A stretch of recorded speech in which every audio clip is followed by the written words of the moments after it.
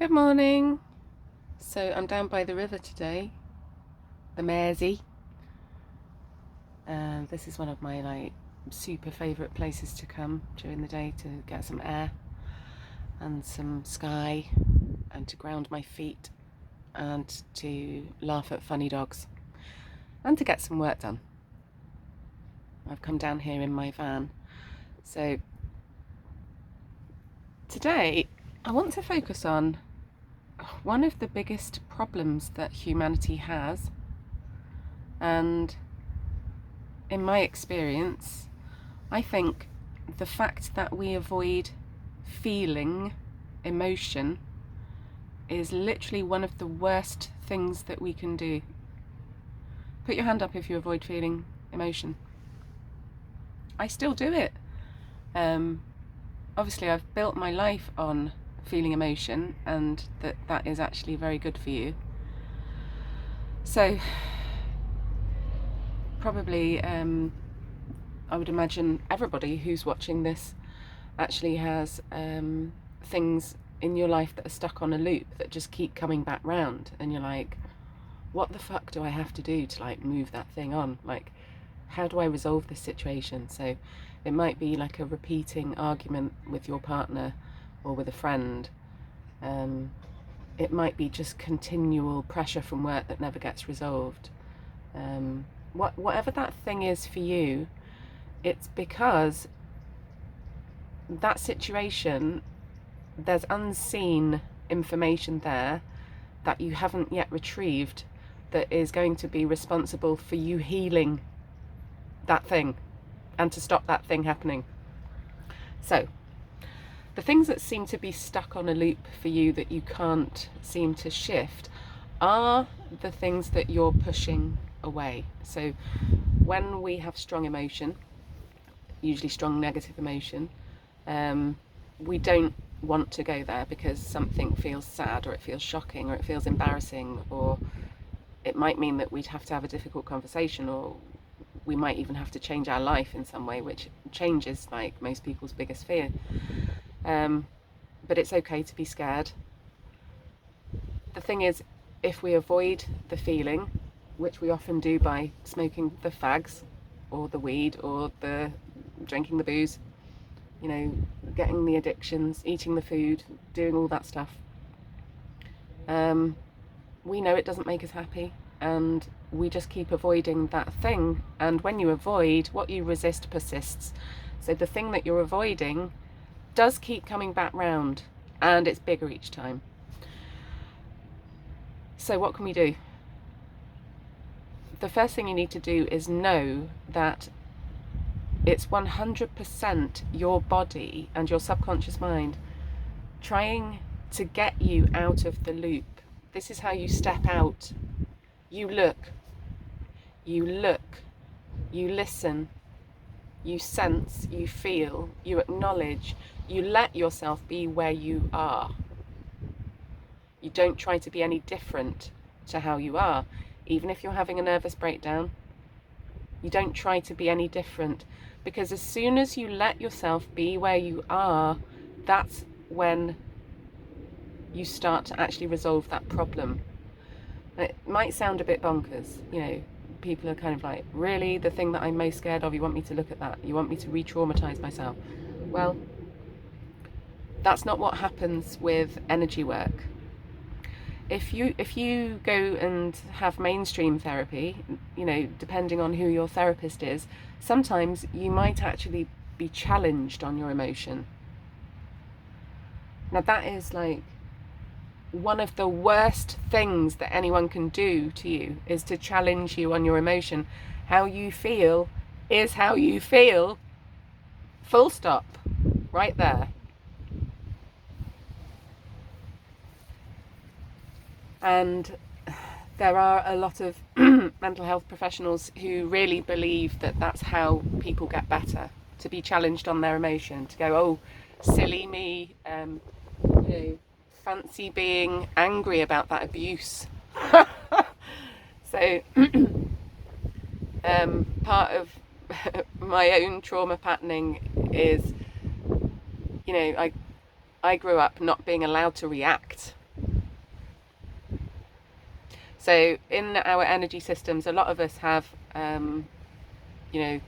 massive resistance to feeling, because we were persecuted for how we felt, or we were judged, or we were just taught that it isn't okay to feel, or that that's what weak people do. None of it's true. So you're probably resisting feeling bad because you were taught as a small child that it isn't acceptable to feel negative or angry. So basically, this is that old chestnut where you're trying to live life according to someone else's story and not your own. So what we actually need to do is to just let ourselves be where we are.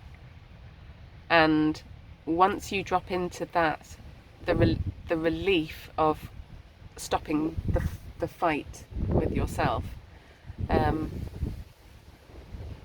you're choosing to be with yourself while you feel that pain or that anger, that's when you get new information. This is when people have epiphanies. There's always a repeating pattern because there's information that you didn't know that you didn't know. And no one ever healed themselves through self-punishment for feeling bad.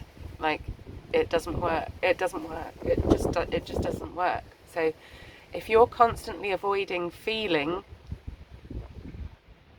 and you've noticed that you're doing that, that could be the key to change your life. And I'm not exaggerating.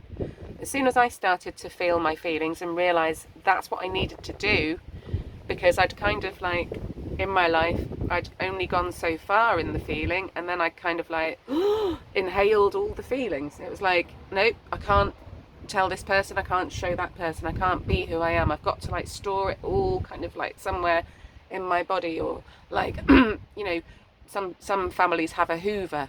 I'm going to just hoover up all your pain. I'll look after that pain for you. So you end up just holding all this stuff in the cells of your body, and it really is there. Some people are like, really? Well, everything is energy, and if you're feeling bad, there's something going on for you. We can't see emotion. We just have to like resolve all of this stuff like through experience. So what I'm proposing is that you just let yourself be wonky, let yourself be uncertain, let yourself be weird, let yourself not know the answer, let yourself get it wrong, let yourself fail, let yourself make mistakes, let yourself be human. Choose to be with yourself, whatever you're feeling. Because what if it isn't wrong or bad to react to what you've been through in your life? Sometimes the path of least resistance is really difficult. Sometimes it feels like you're going the wrong way. It's not all love and light, as some would have you believe.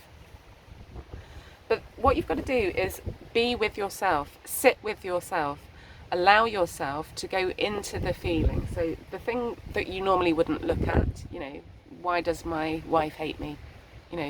Why did that thing happen in my family? There's always a lack of resolution for you, and that's why you've got it in your body. It's like you're on the pause button. You've been paused in time and space. There's versions of you in difficult experiences, difficult memories, that didn't know what to do, and it didn't make sense. And maybe you decided something about yourself because that happened. So where you're going to find the gold is visit that inner child or that inner adult. Go back to that memory and then ask yourself, what did I decide about myself because that happened? What is that version of me saying inside her head?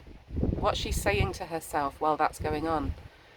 What questions was she asking about those people, about that thing? What was unresolved?